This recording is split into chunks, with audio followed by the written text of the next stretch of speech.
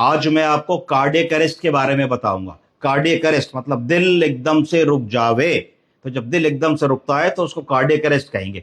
5 common causes जो cardiac arrest के होते हैं, हमेशा याद रखें। एच, अंग्रेजी का अक्षर एच, 5H। पहला कॉज है हाइपोक्सिया।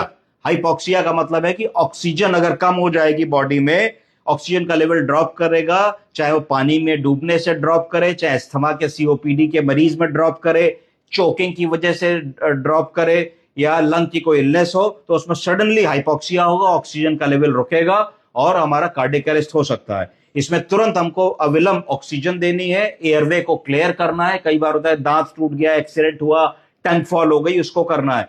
और अगर हो सके तो लेटरल करवट लिटा देना है कि जिससे जो भी कोई चोकिंग वगैरह, मुंह का कोई कंटेंट है तो साइड में निकल जाए। दूसरा एच है हाइपोवोलेमिया।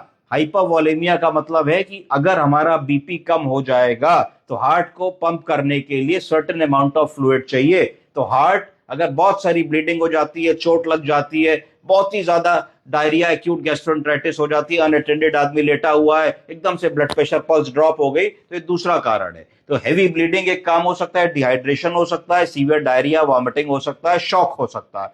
तो इसमें तुरंत आईवी फ्लूइड देना है, ब्लड ट्रांसफ्यूजन करना है। तो सेकंड एच हो गया हमारा। तीसरा जो एच है दैट इज हाइड्रोजन आयन। इसका मतलब एसिडोसिस और एल्केलोसिस। हमारा जो ब्लड है उसका एक मीडियम होता है कि उसका पीएच 7.3 से 7.4 के बीच में होगा। यदि इससे कम होगा तो उसको एसिडोसिस बोलेंगे, यदि इससे ज्यादा होगा तो उसको एल्केलोसिस बोलेंगे। जनरली जो डायबिटीज के मरीज होते हैं, जिनमें डायबिटीज अनकंट्रोल्ड रहती है, या सीकेडी किडनी के मरीज होते हैं, या जिनको सीवियर ब्रीदिंग प्रॉब्लम होती है, उनमें एसिडोसिस एल्केलोसिस होती है। अगर मान लीजिए ऐसा होता है तो इमरजेंसी में तुरंत हम लोगों को मरीज को सोडा बाइकार्बोनेट लगाना है, जिससे कि उसकी रेस्पिरेटरी एसिडोसिस ठीक हो, ऑक्सीजन लगानी है, बाइपैप लगाना है। अगला कॉज है हाइपरकैलीमिया।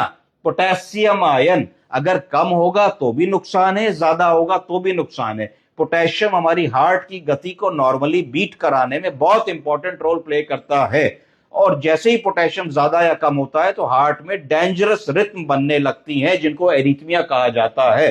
अगर पोटेशियम बहुत ज्यादा होगा तो इमरजेंसी में हमको कैल्शियम देना है, हमको इंसुलिन देनी है, हमको सोडा बाइकार्बोनेट देना है जान को बचाने के लिए। अगर पोटेशियम बहुत कम है, हाइपो हो रहा है, तो हमको पोटेशियम का ट्रांसफ्यूजन देना है सेंट्रल लाइन के थ्रू।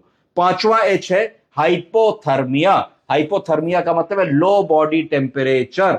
अगर किसी कारण से लो बॉडी टेम्परेचर हो रहा है तो हार्ट भी धीरे धीरे स्लो डाउन होगा और हार्ट रुक भी सकता है। ऐसा अगर कोई, हमने सुना होगा कि बहुत ठंड के ठुठुरे दिनों में कोई सड़क पे लोग जो रह रहे हैं उनके पास स्थान नहीं है, लेटे लेटे वो